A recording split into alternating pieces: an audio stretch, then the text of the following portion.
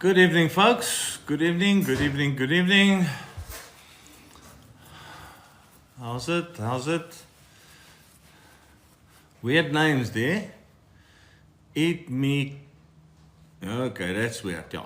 Okay, Williams, good evening. Gary, good evening. Letitia, Larry, good evening.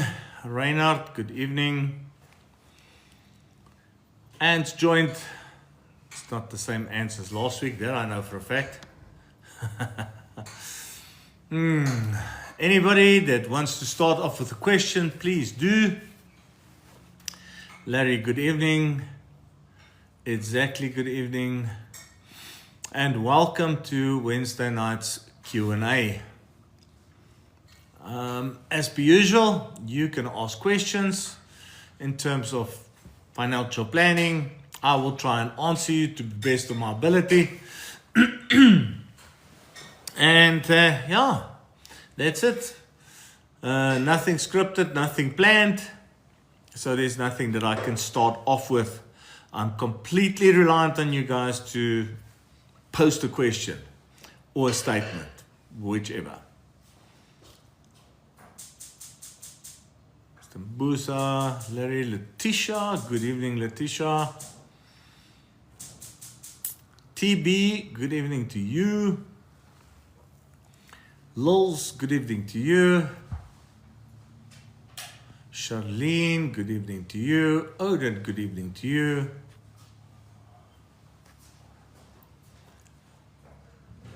A rallying call was started by Diana. Now, what would be a rallying call? I don't know. Good evening, Francois. Good evening, Charlene. Good evening, Eddie, Bootleg, Daniel. Wait, there's a question. Physics says, how will Iran conflict affect the JSE? I wish I knew. I really can't tell you whether it's going to affect it positively or negatively. Purely because I don't really look at economics from a political or geopolitical point of view. I rely on getting my information from economists and from specialists when it comes to this. What I can tell you is, my personal opinion is that whichever way it's going to affect the JSE, I don't think it's going to be long lasting. I think since friend Donald Trump came into office, a number of times he's made comments, he's made statements, all kinds of things, and everybody was in a panic, and it was a day or two that there was a shake-up in the market and everything then was sorted out. Now, with regards to the Iran conflict, I mean, Israel basically went in there, sorted out their whole, what do you call it, leadership, and then Iran, and then America went in and they attacked all the, what do they call it? The atomic,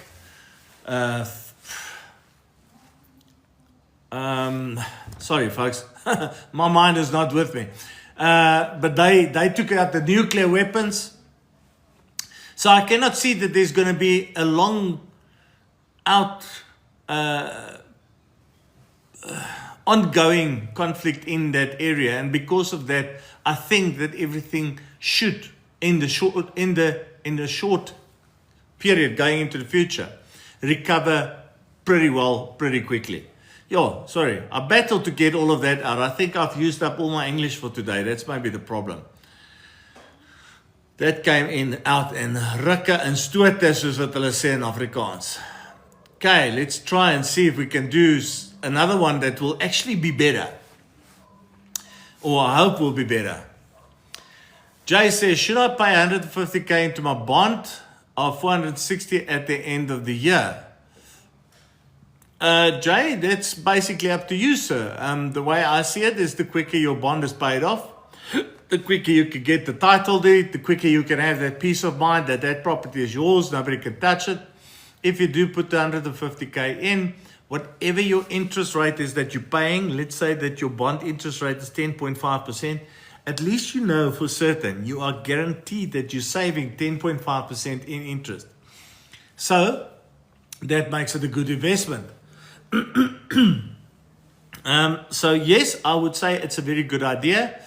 The only time I would not do it is I would assume if you've got different investment opportunities where you think that you're going to get a better return as that bond rate is, or your planning leans towards something else. For example, if you've got a credit card that's got 150,000 in debt, then I would say pay off the credit card first, because the credit card debt is substantially more.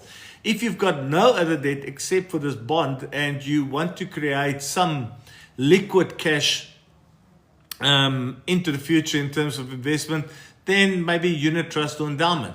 So there's numerous options, but it's going to depend on your personal planning. But I don't think it's ever a bad thing to put 150,000 Rand into a bond to pay a bond off quicker.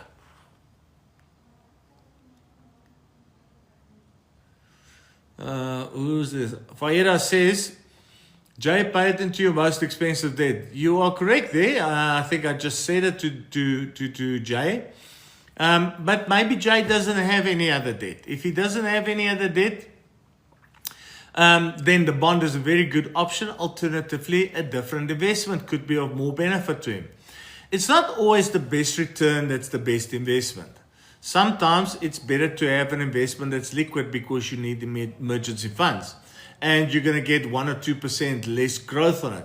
But it's also going to be there for a short period of time. So because of the short period of time and the small difference in growth rate that you're going to get, it's not really going to affect you.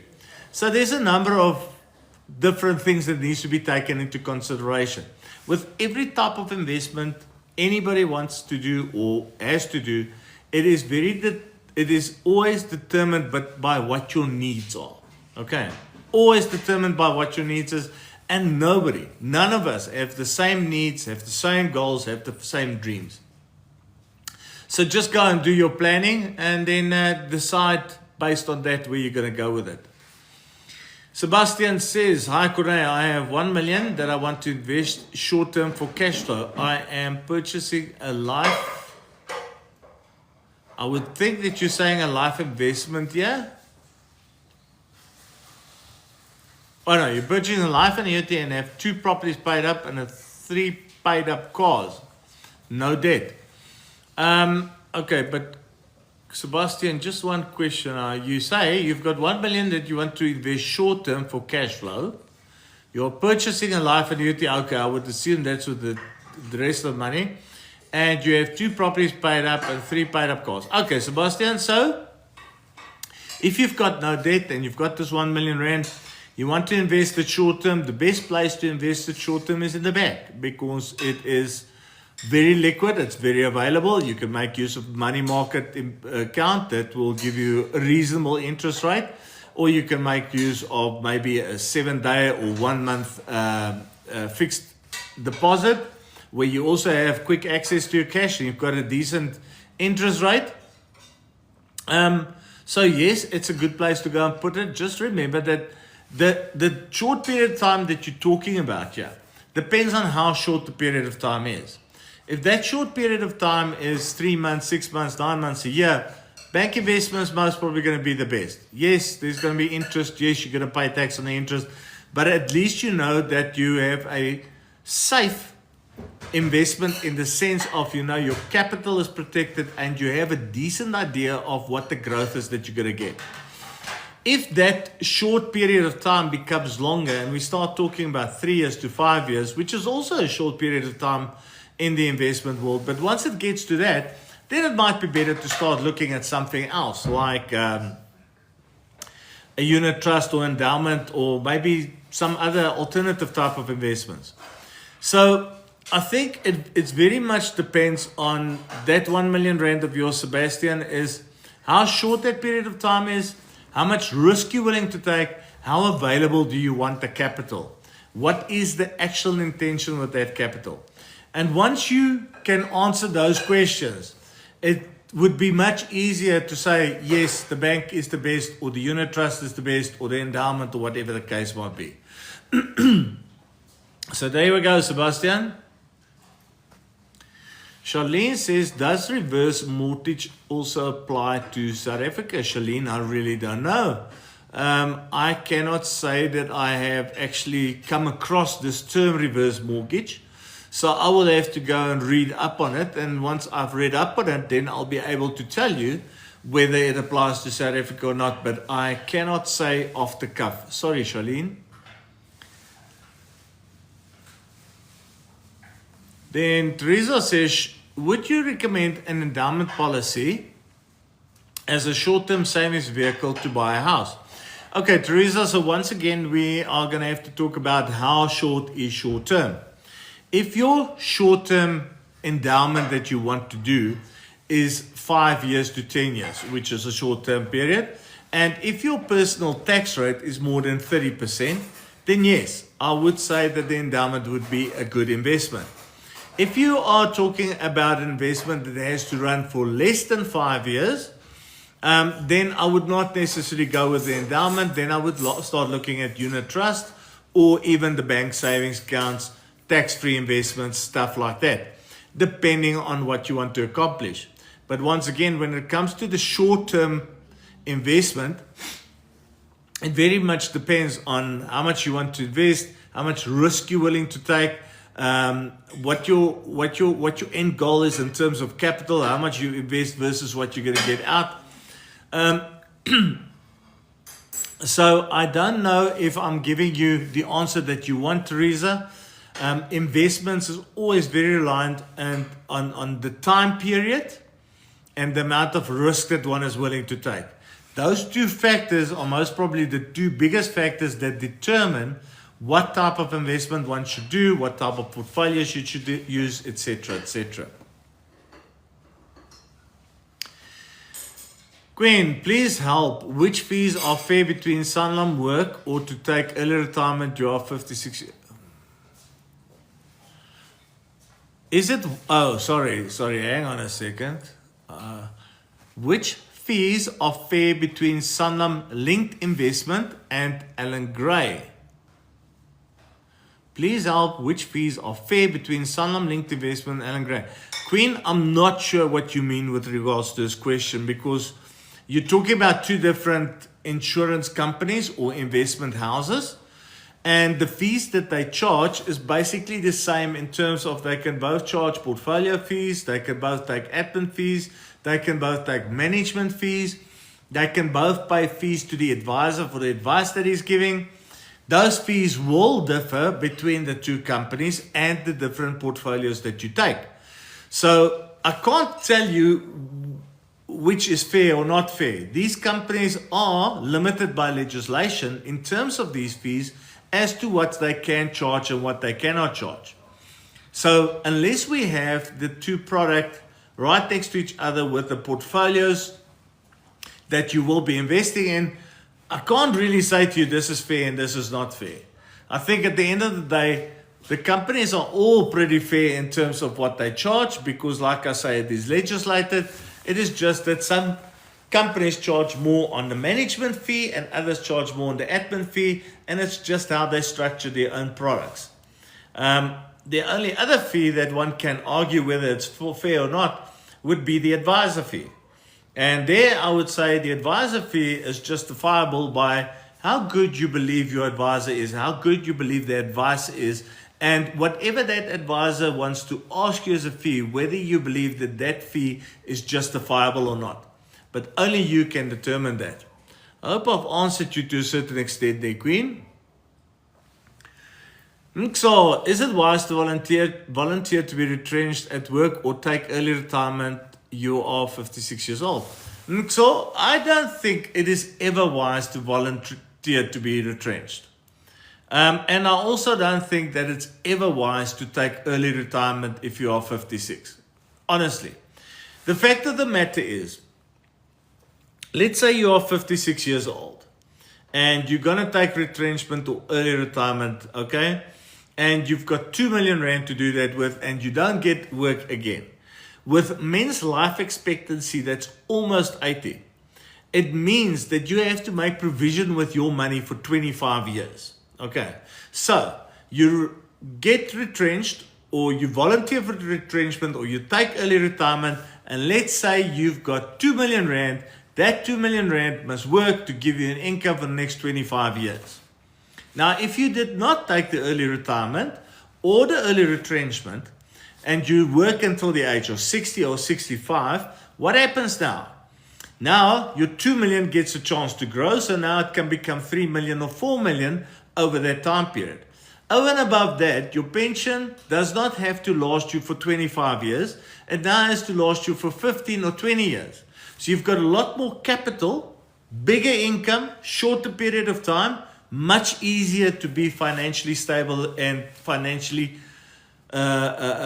secure for the rest of your life. So that is my answer. It doesn't matter how you look at it. There is, to me, never a reason to volunteer for retrenchment or to take early retirement. Yes, sometimes circumstances put you in a position that you do not have a choice. And if you're in a circumstance that you do not have a choice, different story. But if you do have a choice, you stay. That's my opinion. Okay. Let's see who's next year. That guy Zane says, what do you recommend young people invest in while they build in life? I'm 32. That guy Zane, my mate, the first thing that I will look at always, depending on income, would be a retirement annuity. It is one of the most underrated but best investments that you can get. So retirement annuity will be for me priority number one. Sorry, priority number one. Then secondly, I would start looking at either endowments or unit trust. Once again, dependent on my personal tax circumstances, how much I can invest in, so forth. Then third, which is a close call for me to endowments and list, would maybe be a tax-free investment. And then if you go into a fourth product, then I will start looking at alternative investments if I've got those. So it's a question of building it up. But I would say that always for me, the first priority or the first product to look at would be a retirement annuity. Okay, let's see who's next. Okay. Nxol says, because when taking early retirement, the first 500,000 is tax-free, but when being retrenched, is it safe? So once again, mate, it doesn't matter whether you take early retirement or normal retirement. The first 550,000 Rand is tax-free on your pension. Now, when it comes to retrenchment, if you are forced into retrenchment, the rules actually are the same. And you can once again take 550,000 Rand tax-free on your 1/3. So you can always take this 550,000 tax-free. But when being retrenched, is it safe? Of course, if you are being retrenched, you can move your money into a preservation fund. Your 550,000 tax-free is always protected. It's always there. It doesn't matter. Whether you're being retrenched, whether you retire, it's always there. It's never taken away. There is nothing that happens that can get rid of it. The only time that you can lose it is if you are found guilty of a criminal activity. That's the only time that legislation says, okay, we can choose not to give you your pension fund because you've committed a crime. Okay, and so I hope it helps. Charlene, you are asking me all these very technical questions tonight that I have absolutely no idea on. My opinion on unwinding of the MTN Zakhele Futhi scheme. I don't even know what the Zakhele Futhi scheme is. I must be absolutely honest with you. So I think, you know what, Charlene, if you are a share investor, somebody that likes to play around with shares or makes an occupation of buying and selling shares, then this will be important to you. Then this unwinding of the scheme would be important to you because it will tell you what's going to happen with the MTN share price going up or down, or whatever the case might be. My personal opinion is the portfolios that I make use of, that we use and which there are MTN shares involved in, That's what the portfolio manager does. He's the one that has to worry about things like this. So I can't tell you because I do not concentrate on shares. It is not where my expertise lies. The portfolio managers that I use, they have to understand these things, know what the impact is going to be. For you as an investor, it is only important if you buy and sell your own shares. Whether that's on a part-time basis, full-time basis, doesn't matter. Okay. Sebastian says, oh, okay, Sebastian, so you say your 1 million rand that you're going to be investing is for travel funds. Okay, it's a lot of money to invest for travel funds, but here's my opinion, Sebastian. I would go and say, okay, for the next 5 years, these are the next 4 or 5 trips that I want to do.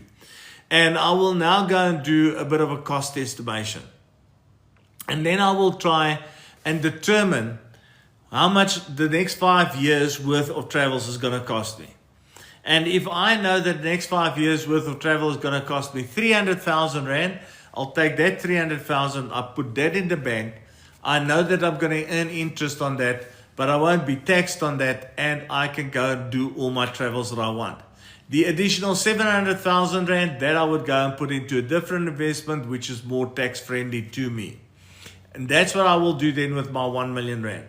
I will go and split it up into the portion that I want available. Very liquid in terms of bank. The rest into a different investment. Endowment, especially if you've got the type of money that you've talked about, Sebastian, then endowment is going to be better for you. Then after 5 years, you've utilized your 300,000 Rand for all your travels. And now that 700,000 Rand that you've invested in endowment, that becomes after-tax income and capital. Now you can start drawing there as if you were drawing from the bank. It's liquid, it's after-tax, you've gotten better growth, and now you've got the best of both worlds. A portion gave you interest and immediate accessibility, and a portion gave you better growth and accessibility at a later stage. So there we go. Now we can do it in a much better sense for you.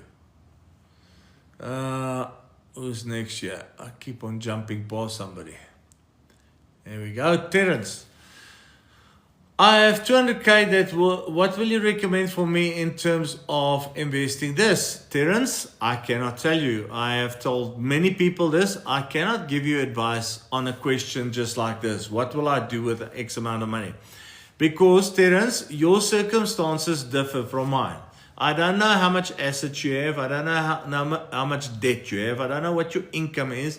I don't know what your expenses are. I don't know how liquid you need the cash. I don't know how long you want to invest it for. I don't know how much emergency funds you have. I don't know how much risk you can afford to take. There's so many factors that needs to be taken into consideration, Terence, that I cannot give you an answer without doing planning for you. And yes, I know that there's other financial advisors out there and institutions that if you walk into the door tomorrow and you say, yes, 200,000 Rand, I will want to invest it. They're going to say, come and sit down, sir. We're going to give you this product. That's going to be your interest or your growth rate. Do the investment sign dotted line. But I don't operate like that. And I can therefore not give you an opinion because I first want to understand your personal circumstances before I advise you as to what to do. So sorry, Terence, can't give you an answer, matey. How do you check if you've reached your 500,000 tax-free lifetime limit, Kerry? And this is obviously with regards to your tax-free investments and tax-free savings that you're asking this. Well, the only way you can check is by checking with SARS. I don't do my own personal tax. I've got an accountant that does it.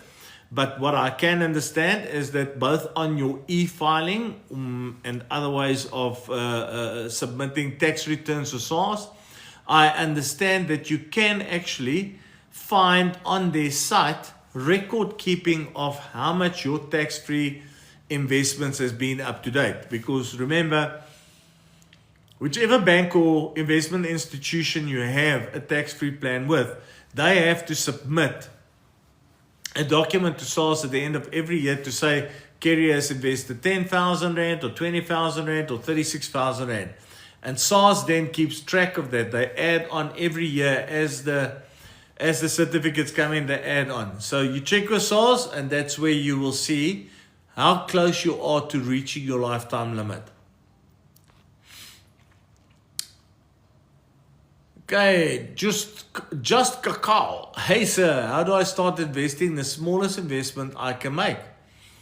Just cacao, the smallest investment you can make is anything from R1 a day. And the smallest investment you can make is if you take R1 a day and you've got a little piggy bank at home and you put your R1 a day in there, that's how you start. You can go to the bank, you can open yourself a savings account at the bank, won't be a lot of interest, but they will tell you. I don't know if banks has a limit as to what the minimum is that you can put in at the time, but you can go to them and you can open yourself bank savings account and put in 20 or 50 Rand a day. Then if we go into more, if you start saying that I've got 300 or 500 or 700 Rand per month, then you can start looking at unit trust, endowments, retirement annuities, various. So there's lots of different ways. And don't kick the idea of the piggy bank in the teeth. Because even though you won't be earning interest or growth on it, if you do that for 30 days, after 30 days you will have 50 Rand that you never had in the past after 30 days. And after 60 days, you've got 60 Rand. And after a year, you've got 360 Rand. Okay, so even if you do just R1 a day, at some point in the future, you're sitting with a bunch of money that you never would have had. So even a savings piggy bank is ideal for things like that.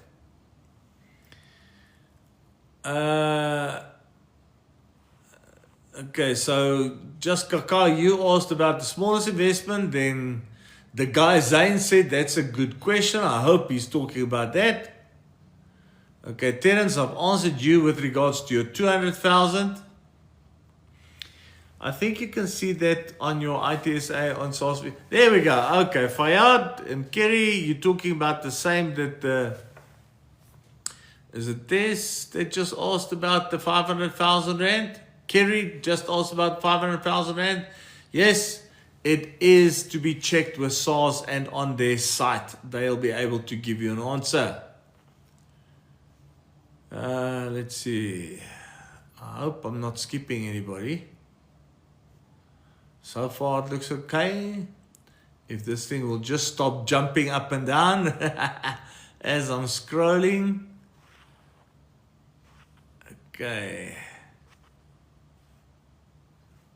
I think I'm still right there.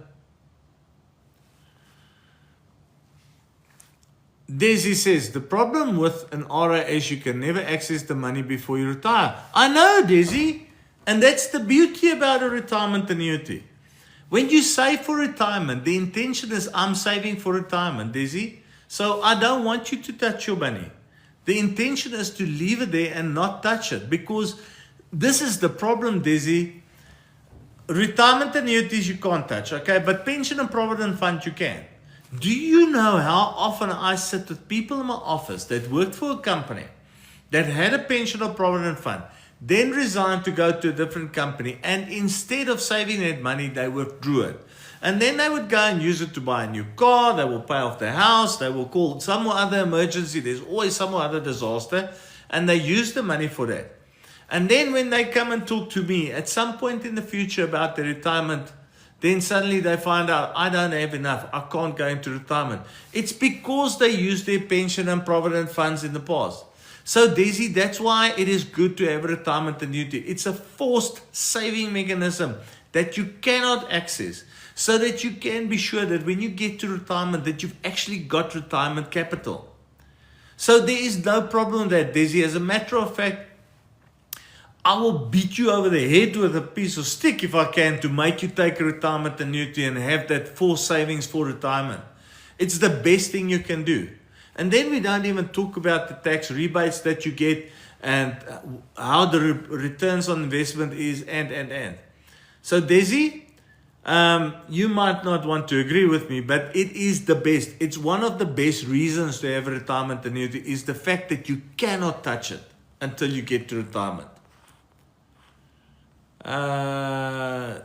T-Man says, can you invest a lump sum once off an RA with no further contributions? Will it grow? Yes, T-Man, it will.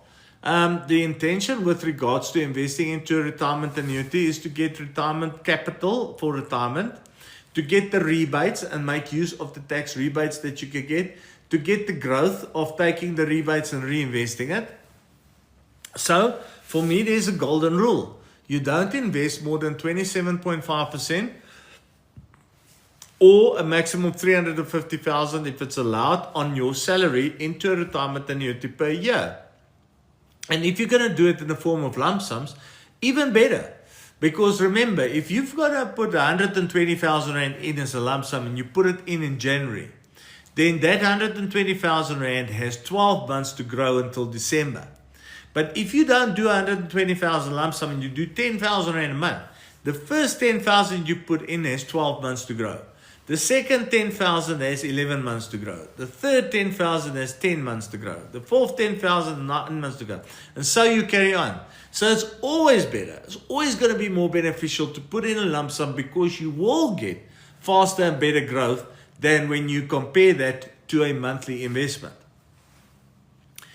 Monthly investments is great because it gives you rand cost averaging, which means that you, in some months, you buy your shares, so to speak, at a cheaper price, other months at a more expensive price, but it averages out, and at the end of the day, you get a fantastic return. So T-Man, absolutely, you can do a lump sum, and yes, it will keep on growing. That's the idea. Okay, and so I'm glad if you're clear on what I answered now. Thank you very much, sir. Desi, you missed the point. The tax deduction for RS. Oopsie, there goes that thing. Fayad. Oh, Fayad says, Desi, you're missing the point. The tax deduction for RS is what makes it so lucrative. Fayad, there's a number of things when it comes to retirement annuities. It's a forced saving mechanism. It gets you those tax deductibilities. It is protected against creditors. If you go bankrupt, they can take your house, your car, everything, but they can't take your retirement annuity. So retirement annuities has a lot of benefit, folks. It's not just the tax deductibility. The tax deductibility is one of the benefits. But I tell you, retirement annuities, if you utilize a retirement annuity correct, let's say you're on a 31% tax rate. If you utilize a retirement annuity correct, by not only by investing and then taking that 31% rebate, because they give you 31% back of your premiums at the end of the year if you're on that tax rate. If you take that 31% that they give back to you and you put it back into your retirement annuity and you had a 9% growth on your investment, you effectively create 40% growth per annum on your retirement annuity. It sounds ridiculous, but that's just the way it is. Philip, naand sê Corneille. Philip, goeienaand. I saw a message from you today, Philip, about me having to manage your money. You're going to have to contact me and sign me up, brother. I'll do it gladly, but I'm going to have to be signed up with you. Kerry, which broker or company can I get an RI with that's structured through a tax-free savings account? Kerry, retirement annuities are not structured through tax-free savings accounts. Retirement annuities is one product. Tax-free savings accounts is a different product. You can use both these products for the tax benefits that you get from them, but it's two different products. And you are welcome to contact me, Kerry. And myself or one of my advisors can assist you, and we can help you to put the products that you need into place. We will do a planning session for you first, and then we will give you our recommendations and advice based on that planning session, and then we will help you to take out the necessary retirement annuity or tax-free savings account. Okay? Desi says, it's not great for investment. He might die before retirement, never see those funds. Desi, seriously, Desi. You say, it's not great for investment. He might die before retirement and never see those funds. It doesn't matter what investment you have, Desi. If you die while the money is in investment, you're not going to see the funds. Somebody else is going to benefit from it. sorry, Daisy, but your argument does not hold water. Whether you've got a unit trust, an investment in the bank, an alternative investment, endowment, shares, whatever the case might be. If you invest in that stuff, retirement annuity, and you've got 5 million rand sitting in there and you die tomorrow, you are not going to see that money, Desi. You're not taking it with you to your grave. Your beneficiaries get it. But at the end of the day, that's the intention. You are preparing for yourself for retirement so that in retirement you don't have financial difficulties. And if you do not reach retirement, then your beneficiaries will benefit from it. So then, Desi, I'm sorry to say, but your argument is nonsensical and incorrect. Thank you, Fayad. I think I've just answered that one. Different investment, different services. Fayad said, Desi, it reduces your tax liability substantially if you're disciplined and max it out if you can. Very correct. Bug says, hello, Corinne. If the member dies before retirement, does the beneficiaries get the whole benefit? Yes, indeed, Bug. I would assume you talk about retirement annuity here because that's what we've been discussing. Yes, if somebody passes away before their actual retirement, then whatever is in that fund, all the premiums that's been paid in, all the growth that's been earned will then be paid to the beneficiary, and the beneficiary will be given options on how they want to take that money. So it can be left there to keep on growing until the beneficiary reaches retirement age. It can be taken out in the form of an income. It can be taken out as a lump sum. You actually get a bunch of options as to how you're going to take the money. So yes, Buck, you do have access to that. DJ Creed saying endowment with question marks. I don't know if you are asking what it is, but an endowment is basically an investment that you put your money in and where you get growth inside the investment, and also all capital gains tax is being taken care of inside of the investment, so that after 5 years or longer, when you withdraw the funds, everything is after tax money or tax free, as we say. And that is what an endowment is. It's a very good investment which is very tax effective. Daisy says, I would rather pay the tax and have access to funds in a high growth investment. Daisy, I am not going to try and argue with you about that fact. I'm just saying to you that if you make use of retirement annuities in your portfolio together with other types of investments, you can structure a portfolio for yourself that is very tax effective and that gives you the best possible growth. And as I've just quickly explained about the rebate and utilizing the rebate, you are not going to find a high growth investment that's going to give you a 30 or 40% per year retirement like a retirement annuity will, especially if you use the retirement annuity correctly. So there we go, Desi. I am going to sustain with that. Just Cacao says, how can I manage 15,000 rands a month? I hope you're talking about your income here. And the best way to do it is you must go and work on a budget. So you go and put on one side of the line, this is my income, 15,000. On the other side of the line, this is all my expenses. Car, rent, accommodation, TV, DSTV, groceries, medical aid, whatever the case might be. And if the expenses is more than the income, then you have to change something. You have to reduce your expenses to be less than your income. And the most important thing is you must create savings within that income for you. So you have to learn how to budget. And then once you've learned how to budget, you must stick to your budget with absolute discipline. That is how you manage 15,000 Rand a month. Kerry says, Daisy, this is one reason I've held off from investing in RA. Kerry, you and Daisy should get together and then the two of you must write an article as to why retirement annuities are not good. And I promise you, I will dispel each of your reasons for thinking it's not good. I'm telling you, it is one of the best investments you can have in life. So I hope, Daisy and Kerry, you both ladies, I hope you two contact me so that I can have a conversation with you and maybe not convince you, but at least prove to you why you should have a retirement annuity in your portfolio.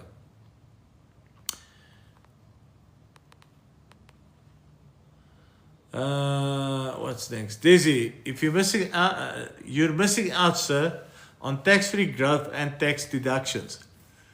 Thanks, Payad. I see I've got somebody in my corner tonight that's adamant to help out. Thank you, Payad. Me says, which platform to use to invest? Me, I actually mentioned a lot of companies earlier, but I'll run through a few again. Sanlam, Old Mutual, Liberty, Momentum, Discovery, 91, Allen Gray, Investec, Coronation, Marriott. There's a number of them. And these that I've just mentioned to you are just the run-of-the-mill investment companies in South Africa. Then there's alternative investment companies, there's arbitrage investment companies. There's a lot of different companies that you can use to invest. It's all going to depend on what you need. When it comes to for tax-free, as you said in your next comment, all those companies I mentioned to you, except for the alternative investments and the arbitrage investments, all of those companies have tax-free savings account or tax-free plans. I haven't even mentioned the banks, but for everybody that has followed me for a while, you will know that I'm not a big fan of bank investments. As much as there is a space for them, I'm not the biggest fan. In any case, me, I hope that answered it for you.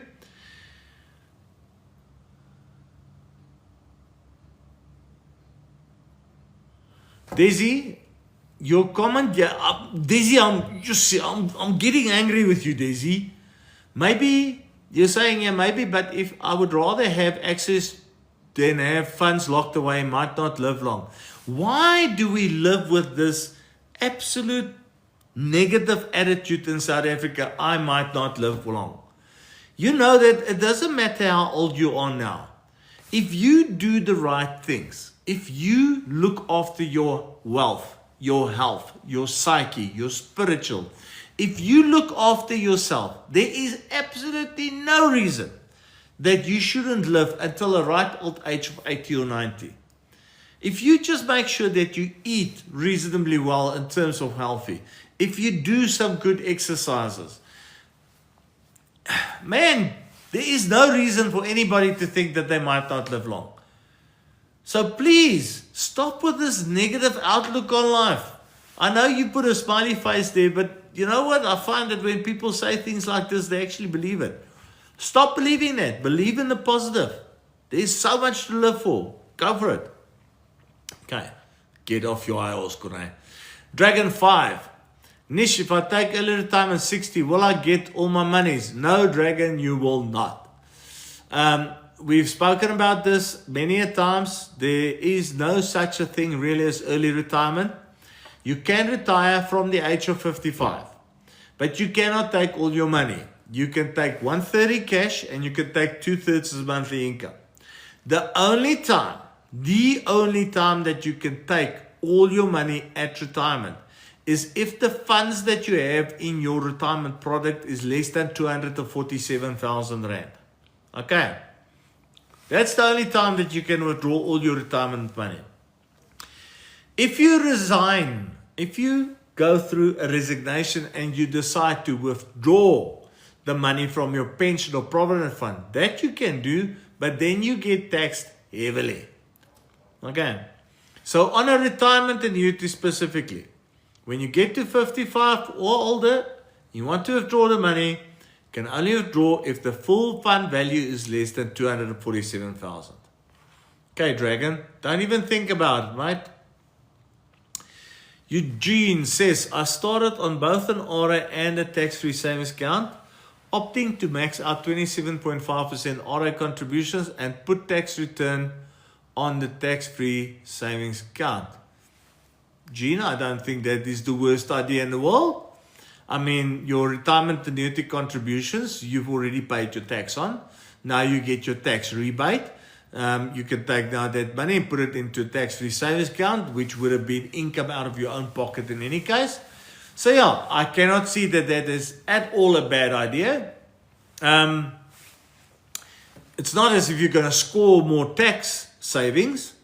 You're just going to make maximum use of the tax rebates that you get and the products that is on offer for you. So Eugene, I think it's a great idea for you to do it like that. Eugene says, I put monthly on both funds as well. Heard that it is the best to max out tax-free savings accounts yearly first though. Eugene, I really can't say whether it's going to be best to max out the tax-free savings account. What I do know is on your tax-free investments, okay, it takes 14 to 15 years to fill up your 500,000 if you contribute the max. So the earlier you can fill up your tax-free, the longer it has to go and get that tax-free growth.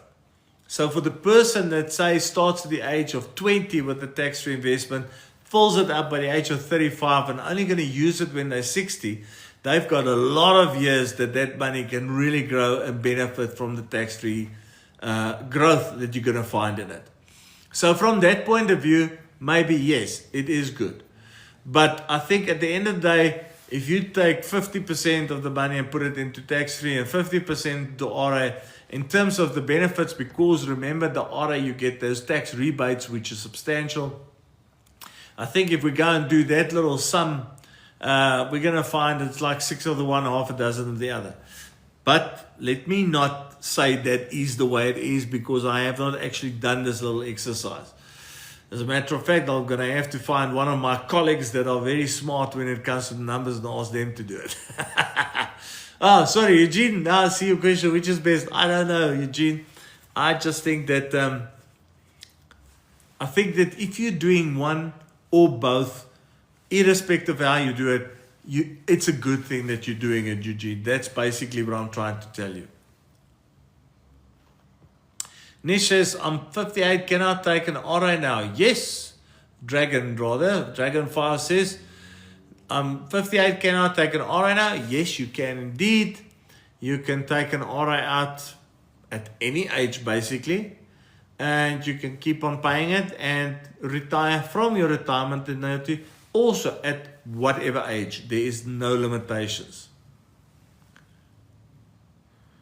Busiwe says, where can one set up a meeting for individual planning? So Busiwe, what you do is you go to my profile and then you go and contact me on the WhatsApp number that's in there. And sorry, I don't have my other phone.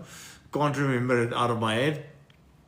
You can either go there and contact me on that WhatsApp number and then we can set up an appointment.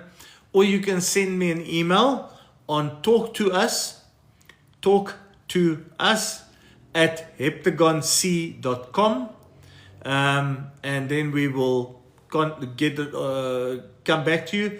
Or you just go to our website which is www.heptagonc.com, and now my English is really finished. www.heptagonc.com, and in there you will get the contact documentation where you can contact us. And then, we'll make contact and we'll set up a consultation for you. Jean Marvin says, is it safe to retire at 58 years? Jean, I can't tell you. It all depends. How much money do you have? How much capital do you have? What are you going to need as an income? Will that capital be enough to sustain you for the rest of your life? If the capital is enough and it will give you enough income and it will sustain you for the rest of your life, then it's safe. If it's not, and you don't have enough money, then it's not. That's literally the easy way to explain it to you. Ed Zagel says, start investing as soon as you can. Compound interest for the win. Absolutely, Ed. Agree with you 100%. There is nothing like time when it comes to investments. Time is the thing that makes you win when it comes to investments. The longer you can invest, the better. The compound growth over time is phenomenal. It is not called the eighth wonder of the world for nothing. You go and look at somebody that invests money for 20 years and then they stop and they let it grow for the next 30 years. And you go and look at somebody else that only starts investing at the end of that 20 years when the first guy stops, and they invest for the next 30 years. That person, the second person that invests for 30 years, 10 years longer, will never catch up with the person that invested only 20 years and then stopped. It is just the magic of compound growth. So yes, I agree with you. Thank you for sharing the live here. I see very much. Jody, hi Corné, where are you based for a consultation? Jody, I am based in Krugersdorp. I've got an advisor in Cape Town. I've got advisors in Potchefstroom and on the East Rand. And I do a lot of consultations via Teams and Google Meets because a lot of people contact me not only from all over South Africa but all over the world. But yes, if you want to see me in person, Krugersdorp is the place to come. Mr. Corné, what are your thoughts on saving in a home loan bonds account? That's not a saving. That's my honest opinion. When you put money into your home loan bond, you're not saving money. You're saving on the interest that you would have paid. Let's take it there. But you're not saving money. You're just paying your bond off quicker. From an investment point of view, I think it is a great idea. Because the sooner you pay off your bond, the sooner you sit with a house that's paid off, the sooner you can take those monies that you were paying towards the bond and invest it somewhere else. The sooner you have the peace of mind to know that my house is paid off, nobody can take it. So TV, my thoughts is that it is a great idea, and whether it is the best idea depends on your personal situation again. I see, Charlene, it says here, I must invite you to join as a guest. You know what? I won't even know what to do when I get somebody on as a guest. Floyd Sullivan, folks, I see we've got 3 minutes left, and as you have heard, my English is departing. I'm struggling with my words. I think it's a bit tiredness, so I'm going to rush through the last of these questions as quick as possible so that I can go grab some supper and then go to bed. Okay, Floyd says, hi, can you take an RI when you are contributing to GPF? Yes, Floyd, you can indeed.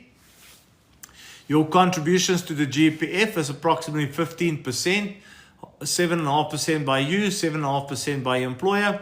So you can actually contribute another 12.5% of your salary towards an RI to get the maximum tax rebates on your retirement annuity. You can contribute more than that, but 12.5% will get you to that 27.5% number for the full rebate, and anything more than that just has to roll over to retirement, but you can. Kerry says, well, would easy equity be considered a smart investment tool, or is it best to consult with advisors? Kerry, I will say that depends on person to person. My honest opinion is, I as a financial advisor have got a lot of knowledge and a lot of experience which I can share with my clients. And because of that, when I do planning, I can make sure that the advice I give them is in line with their needs and give them the best situation from a tax and equity point of view. For the investor that says, okay, I don't want to make use of a financial advisor, and I'm going to use easy equities. My question to you is, when you go and make use of easy equities, are you just going to go, I think this is a good share and that's a good share and this is a good share and that's what I'm going to invest in? Or are you going to do homework? Are you really going to try and understand investments and learn about it? Because the investor that goes, I think I'm going to take this share and this share and this share, that investor should have been talking to a financial advisor, because they're most probably not going to make bad decisions in terms of what they take. The investor that actually educates themselves and makes sure that they understand what they're getting into, how the tax works, what the growth is, what they can expect, that investor, I think, is okay when they do their own investment, because they've made sure that they're not just going on a hope and a prayer of getting a good investment. They've actually done their homework. So that's my opinion, Kerry. If you are willing to put in the effort, then by all means do your own investments. But if you're not willing to put in the effort, get yourself a financial advisor. It's the same as going to the doctor. If you are willing to go and research the cough you have and the temperature you have or whatever, and diagnose yourself, I'm sure you can, and you can go to the pharmacy and you can get some medicines. But if you're not willing to do that, it's better to go and see that specialist, that doctor. Let them tell you what's wrong with you. Hope it answers it, Kerry. Okay. RA supplement your pension fund to retirement. Indeed, it will.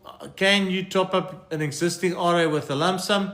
Search, yes, you can. If you haven't done your 27.5% for the year, you can indeed go and put in a lump sum and maximize it. Just do it every year before the 28th of February. Muzi says, I'm your biggest follower. I've watched almost all your videos. Oh, thank you very much, Muzi. There's a lot of videos. I think it's almost 1,600 now. So thank you, sir. Appreciate it. Okay, what else? And ladies and gents, we are basically at the end. Oopsie. Hang on 1 second. Let's try and do this. Oh, come on. Sorry, folks. They've got this wonderful puzzle piece you have to do when you run over. And tonight, the puzzle piece doesn't want to fit. And there it fits now. Okay, let me see there quickly. Dole, what would be the best investment for youngsters that they can do? Dole, there's so many options. We've gone through it a few times tonight. Endowments, tax-free investments, savings plans at the bank. It all depends on how much they want to save, how long they want to save for, what their tax implications is. It's the same as for any other investor. It depends on your personal circumstances, sir. How often do you do these lives, says Kerry? And are there specific time slots? Your live as me invested. Kerry, I do this every Wednesday night from 6 to 7. Only the one time slot. And that's Wednesday, 6 to 7. Thank you very much. I'm glad you enjoyed it. Is SA retail bonds a safe investment? Yes, Jody, it's a very safe investment. It's not something that I like very much because of the interest, but it is a safe investment. Kerry Rituza, Fayyad, you must contact me. I'm going to have to pay you commission for all the help that you give me here. And Kerry says, after this live, I'm certainly getting an RA. Kerry, then my work is done here. I've convinced you. Great. Speak to me. Let's put one in place for you. Thank you, Muzi. Appreciate it. Help says, I already have taken my RA at 55. Can I take another RA? Yes, you can. You can start a new RA anytime that you want. The main says, where's the 2/3 going? Okay, I can't go into this too much. Living annuity or life annuity, that's the options that you have. Well, is it worth it to contribute to an RA after age 58 February? Yes, absolutely, because of tax benefits, always, and because of the retirement benefits, yes. Ladies and gents, name something that you accidentally let out. I don't know what you're talking about there, Bart Simpson. Ladies and gents, I see I'm not going to get through it. There's a lot of questions still tonight, but it is 7 o'clock. I'm already 5 minutes over my time. Please, if you want any of these questions answered, please go onto my profile. There's a WhatsApp number, there's a website, there's an email address. Go and contact me from there. Even in TikTok, you are welcome to send me a personal message or whatever. I will answer you. I will respond to you. But please go and send me your questions and statements. For now, I'm calling it a night. I'm well over time. I'm very tired now. I'm going to have some supper and I'm going to sleep. All the best. Keep well. Bye-bye.